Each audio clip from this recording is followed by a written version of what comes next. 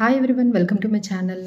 So nowadays మేము clients అందరినీ గమనిస్తున్నామండి. So mutual ఫండ్స్‌లోనే కాకుండా డీమ్యాట్ అకౌంట్ ఓపెన్ చేసి వాళ్ళు కావాల్సిన స్టాక్స్‌ని కూడా డైరెక్ట్‌గా బై చేస్తున్నారు. చాలా ఇంట్రెస్ట్ చూపిస్తున్నారు. డైరెక్ట్‌గా స్టాక్స్ కొంటే మ్యూచువల్ ఫండ్స్ కన్నా ఎక్కువ రిటర్న్స్ అనేది వస్తుందని. అలానే రిస్క్ ఎపటైట్ కూడా బాగా పెరిగిందండి. మార్కెట్స్‌లో పార్టిసిపేషన్ పెరిగింది, రిస్క్ ఎపటైట్ పెరిగింది. సో మ్యూచువల్ ఫండ్స్‌తోనే ఆగడం లేదు. So they are taking their investment risk and investment returns expectations అయితే నెక్స్ట్ లెవెల్కి అయితే వెళ్ళిందని చెప్పొచ్చండి. సో అలాంటి వాళ్ళందరూ కూడా ఇలా డీమ్యాట్ అకౌంట్ ఓపెన్ చేసి స్టాక్స్లో ఇన్వెస్ట్ చేయడం అయితే స్టార్ట్ చేశారండి. But is this right?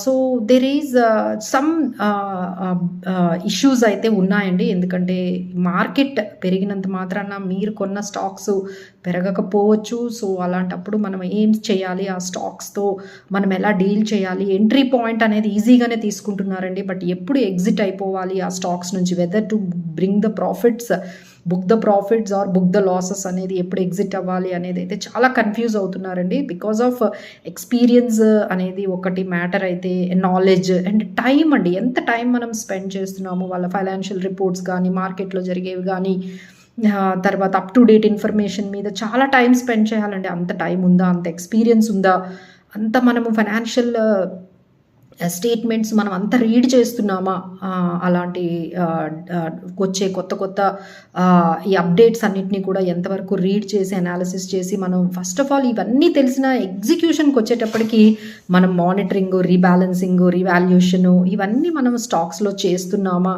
అన్నది బిగ్గెస్ట్ క్వశ్చన్ అండి. సో దీనికి ఒక మంచి సొల్యూషన్ అయితే మనకు కనిపిస్తుందండి. దాన్నే స్మాల్ కేస్ అంటారు.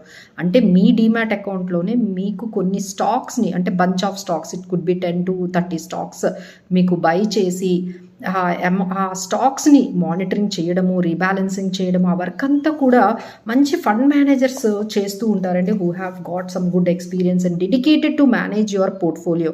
దానికి ఛార్జెస్ అయితే 2.5% తీసుకుంటారండి. బట్ అప్పట్లో పిఎంఎస్ అనేది ఉండేది, అది 50 lakhs అనేటప్పటికీ చాలామంది స్మాల్ ఇన్వెస్టర్స్ ఇంట్రెస్ట్ చూపించలేకపోయేవాళ్ళు. ఇప్పుడు అది స్మాల్ కేస్ రూపంలో మీకు starting with 2 lakhs, 3 lakhs, 5 lakhs నుంచి మనకి ఈ స్కీమ్స్లో ఎంట్రీ తీసుకోవడానికి మనకి స్మాల్ కేసెస్ చాలా వచ్చాయండి. ఇవన్నీ కూడా మంచి ఎక్స్పీరియన్స్డ్ ఉన్న ఇన్వెస్ట్మెంట్ అడ్వైజర్స్ దీన్ని రన్ చేస్తూ ఉంటారు. మీ పోర్ట్ఫోలియోని మీరు చాలా ట్రాన్స్పరెంట్గా ఉంటుందండి. మీ డీమ్యాట్ అకౌంట్లోనే మీరు స్టాక్స్ని డైలీ మానిటర్ చేసుకోవచ్చు. చాలా ట్రాన్స్పరెంట్గా ఉంటుంది, లిక్విడిటీ ఉంటుంది, మానిటరింగ్ ఉంటుంది. ఎక్స్పీరియన్స్డ్ పీపుల్, మీ ఫండ్ మేనేజర్ ఈ స్టాక్స్ని ఎప్పటికప్పుడు రీబ్యాలెన్సింగ్ చేస్తూ ఉంటారు. సో దీంట్లో కొన్ని ఎగ్జాంపుల్స్ అంటే ఇందులో కూడా చాలా వెరైటీ ఆఫ్ థీమ్స్ ఉంటాయి.